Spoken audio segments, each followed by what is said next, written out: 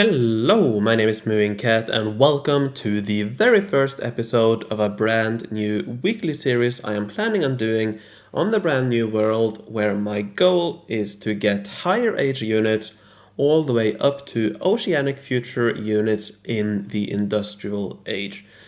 So with this series, my goal is to show my progress on this brand new world with a weekly update video, going over all the things I've done and also some future plans, with the end goal of getting higher age units. And you might be wondering, why do you want higher age units? Or to be fair, you probably don't wonder about that, but the main reason I want to do that is to be a really good fighter, which can either be to be a great fighter in guild battlegrounds, or it can also be a way to start a diamond farm, to quickly go through guild expedition each week. Once everything is set up, you will be able to get over 100 diamonds per week on average through the guild expedition, which should be really easy with higher age units. And also, again, with guild battlegrounds, that'll also give you diamonds if you take care to preserve the higher age units you get. So next question is, how on earth do you get higher age units? It's actually relatively simple, although also complicated at the same time. You get the units through story and side quests from higher ages, which you can activate while you are in a lower age. But in order to activate the right quests and not hit any blockers, which require you to age up, you need to follow some specific instructions and plans, and all of that is based on this lovely guide by Uberhelp over on the US forums. So please go over and give him some love. I have linked all of this in the description. So I'm going to be following his guide for this series, where I'll be slowly making my way all the way until I get, hopefully, if everything goes to plan, Oceanic Future units or troops in the industrial age. Now, in order to do that, you do need to do certain steps, make certain actions, and avoid doing other things. But in general, you make your way through the continent maps. Some sectors, specific sectors, you need to fight. Some you need to negotiate. The rest you can do whatever you want. Some of them you need to avoid. Some of them you need to take, and so on. So all of that is laid out in this guide here, in this wonderful guide here that I'm going to be following. And I've also made kind of a cheat sheet for myself that I'll also link in the description. But please go and read through the guide as well, because everything is laid out nicely there. And also, he is very active in the thread. You can see already 30 pages of comments. So if you have any questions about this, I would recommend going onto the US forum and asking Uberhelp or asking people here in this thread with any questions you might have. And I've already done that, and I probably will along the way. Again, I haven't done this before. I am learning along the way as well, so hopefully I don't fall into any traps. So let me quickly go through or broadly talk about the plan. I'm not going to go into all of the specific details, but roughly speaking, for the first couple of ages, all the way to the industrial age or colonial age, I'm just going to be slowly making my way through the continent map. I'm going to be taking all the sectors I need for the story quest, which should hopefully leave a couple of sectors. For example, already, as you can see here, I'm on my way to the early Middle Ages map now, and I have actually been able to avoid taking this, which should leave me a couple of sectors later on for later story quests to take or infiltrate, because certain story quests later on require you to either infiltrate or take sectors, but doesn't mention any specific sectors. So in those cases, I'll be able to use these instead of the more expensive or difficult sectors later on. So that's my plan. So as you can see, I've left this sector here. I could have left this sector here as well, but I did take it for a daily challenge, which you will see in my upcoming video on week 1 progress. But yeah, as I make my way, I'll try to leave as many sectors as possible, but that's not strictly necessary as well. So yeah, so for the first couple of maps, nothing special you need to do. You can fight or negotiate, doesn't really matter. But one thing you do want to do is to leave certain technologies, or leave as many optional technologies as you progress through the technologies. So in the Bronze Age here, for example, I have left this technology here. I've also left these two here. I did take this expansion here. You don't need to save all the expansions, but you do need to make sure that you leave enough lower age optional technologies that you can do later on. Because again, many of the story quests you will encounter in higher age story quests require you to unlock a technology. And not a specific technology, but just unlock a technology. So in total, and again, this is all been gone over here in these guides here. In total, if you want Oceanic Future units in the Industrial Age, you need 22 technologies after you reach the Industrial Age, Industrial Era. So that means you want to save as many optional technologies early on from the early maps that you can then do later on. Here, for example, I did take this in order to get both of my goods buildings, so I thought that was worth it. But yeah, I will be saving a lot of these, so I will also take this to get the cultural settlement. But this I'll probably be leaving. I'll be leaving these two, and then when you come up to middle age here, I might take this for the house, but I might also just leave it. I will probably leave all of these goods buildings here. Might leave one or two of these, I'll have to see, but essentially you want to save as many as possible. And you can technically take all the expansions, that you should have enough technologies without taking all, but I'm going to be playing it a little bit on the safe side, so I'm also going to be leaving some technologies. So yeah, and then when you get to the Industrial Age, you don't want to take any technologies until you need so for a story quest. So that way you should have enough technologies to unlock when a story quest requires you to, without going up to the next age, going up to the Progressive Era. Because the end goal, as I mentioned a couple of times, is to get Oceanic Future units in the Industrial Age. So yeah, one thing to keep in mind is that you do actually need to unlock this technology here. So eventually you will have to do to get to this, which means you will have 8 technologies left here that you can do later on. So in total, there are 19 technologies in the Industrial Age, which is not enough in itself. And also you might have to do some of these without a quest requiring it, because you do need to unlock the police station for a quest, or 2 quests, I believe, in the Progressive Era.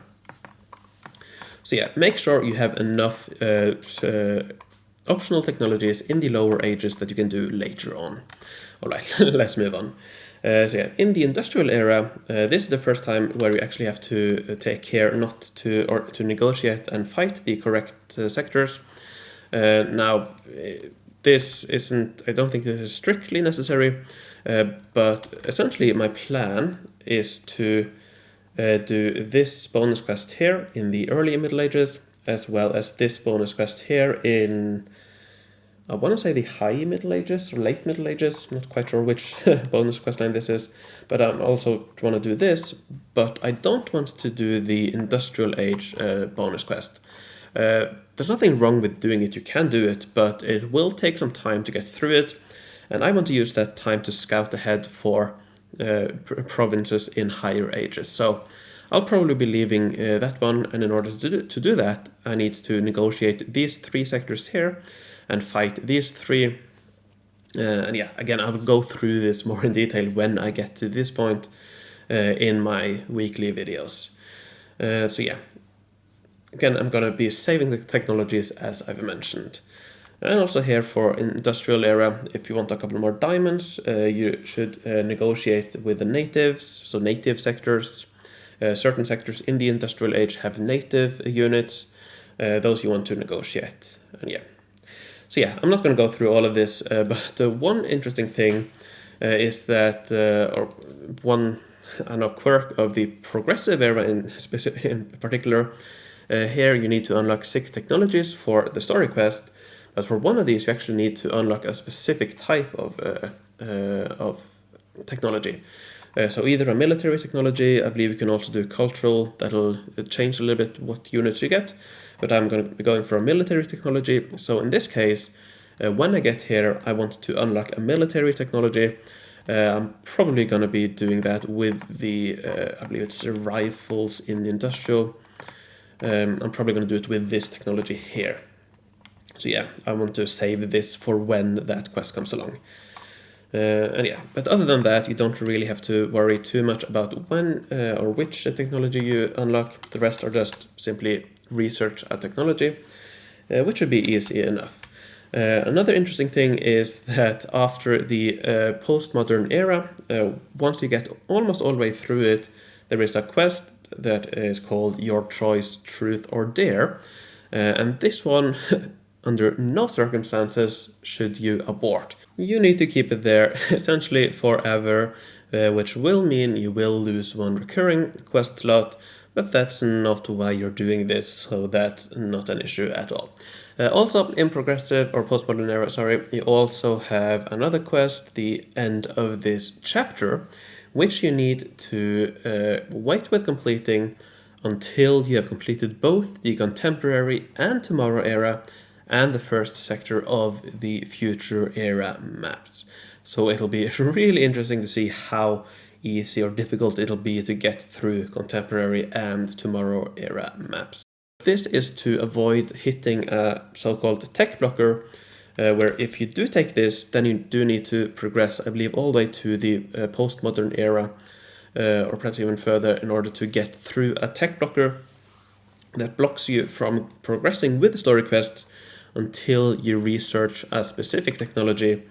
Not haven't looked at exactly which one it is, but then in order to progress, I would essentially have to go through a couple of these ages until I am able to do that story map. So a story quest. So here, for this in particular, after the progressive era, postmodern era, you need to make sure that you don't abort that. And you also need to, you need to stop at a certain quest and all that. But all of this is something that Uber goes over in his guides here. So please go and read through this if you want to follow along with me as well.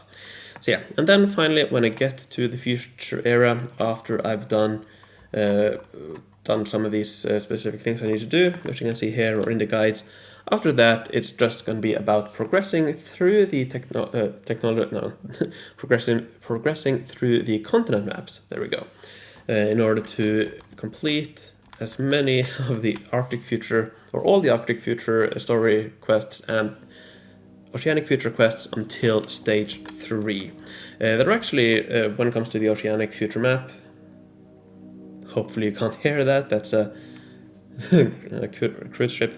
Once you get here, there are, I believe, 5 stages, and after you get through the 3rd stage, here you will be tech blocked. You will get a story quest that requires you to research a specific technology in the Oceanic Future. So after that point, you will not be able to get through it, but you will be able to get through all of the Arctic Future and the first 3 Oceanic Future maps.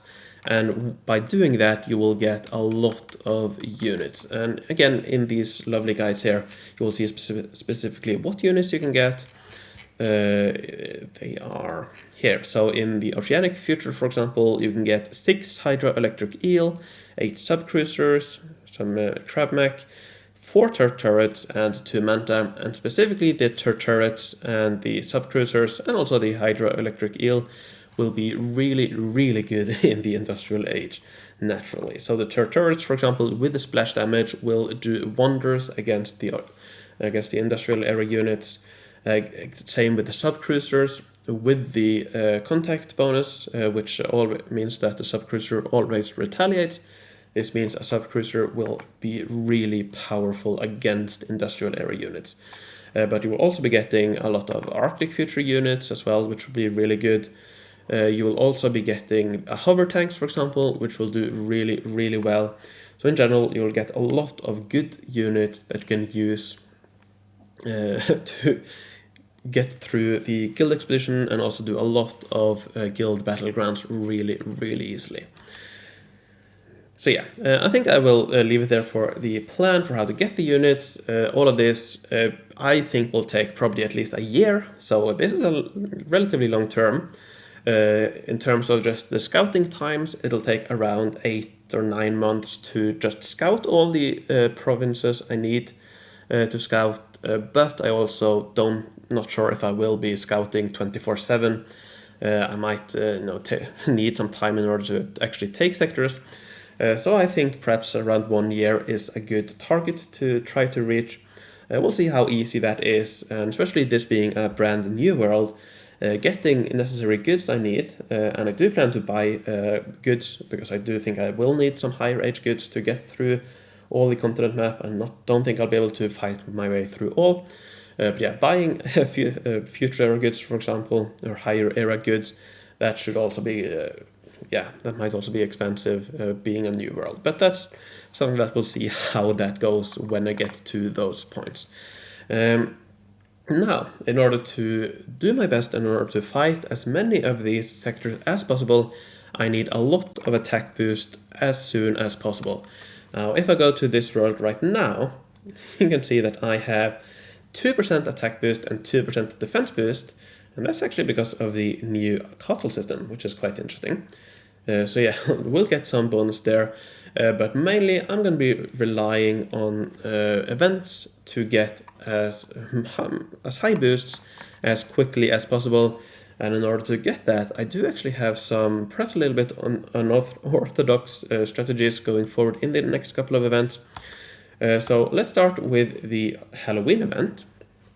Here, I'm not going to be going for the House of Horrors, which might seem like a good choice, because it is one of the absolute best attack buildings in the game in terms of efficiency, but I am actually going to go for the Botanical Rotunda. And the main reason is, or the only reason, is that this gives a lot more attack per daily special. And my plan early on is to get as much attack as quickly as possible. And in order to do that, I'm going to prioritize daily specials that give a lot of attack per daily special compared to attack per tile. So the Botanical Rotunda, for example, gives 7% attack in Industrial Era. That's another thing to consider. You also want to prioritize buildings that give a lot of that gives the same amount of attack independent of age. So here, this one will give 7% per Botanical Rotunda. Let's say I get 7 of these, which I think is a fair estimate. 7 of these will already mean 50% attack for 9% attack. And that's going to do wonders for the continent map. I've said it a couple times before, but on my main world back in the day, I had something like 200% attack and 100% defense boost when I was doing the virtual future maps. And that went quite alright. So you don't need that high attack boosts in the continent maps in order to do really well. So if I'm able to get something like 200-300% attack within a couple of months, that will be really, really nice and should mean that I have a lot of boosts to attack my way through the continent maps. So if I get 7 of these, for example, that's already 50%. Then in the winter event, I'm going to be going for 1 winter train, level 1, combined with train cars. Combined with the dining car, each one of these give 4% per daily special, which again is also quite nice. And with that, let's say I get another, 8 of these. That's another 32% attack, so now I'm already up to 80 or so by the time winter event comes along. I will also go for the Jolie car on the I forget what it's called, but I'll also go for the Festive Canal. There we go, the Festive Canal, which gives quite a bit of defense for the attacking army. And then in the Halloween event, I'll also go for a set building that gives some attack. I'll go over that later on. But essentially, I'm going to be trying to get as much attack per daily special as possible. And then in January, for the Forge Bowl event, I'm going to be going all for the Cypress Pass, which gives 8% per daily special. So a lot of these combined with 1 level 1 Terracotta Vineyard. And Forge Bowl event, if I remember correctly, is actually a very good event when it comes to the amount of attack I can get, or the amount of daily specials I can get. So let's say I get 10 of these. I think that should be possible. If I get 10 of these, that is another 80% attack. And now already, after 3 or so months, I'm already up to 150% attack from these events, which should be really, really nice. Add in a couple of great buildings. I'm planning to get the trio to level 10 at least. I don't think I'll be able to do that in 3 months, but I'll probably get something like, I don't know, 50% attack and defense from the trio at that time. So already in 3 or 4 months, I should be able to get something like 200% attack boost and, I don't know, 100% defense boost for my attacking army, which should be really, really good. And then, of course, from future events, from the St. Patrick's Day event, probably won't get too much from there, but then the, what's it called? The spring event, for example, the Sakura is really good in lower ages because it always gives 10%. So I'm going to be getting some cherry sets and so on. So yeah, in general, I'll be able to get a lot of attack, I think, really quickly.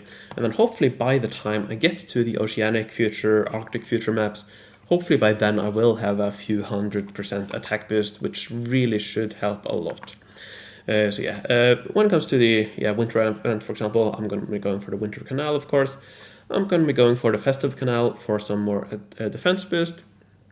I'm mainly going to be focusing on attack boost, but I do want some defense boost, and for this particular one, also get a decent amount more forge points here, so 12 compared to 9 here. So yeah, here I'm going to go for defense, and then for the Halloween, I'm probably going to be going for something like this, and yes, I will make a video on this set in the upcoming days.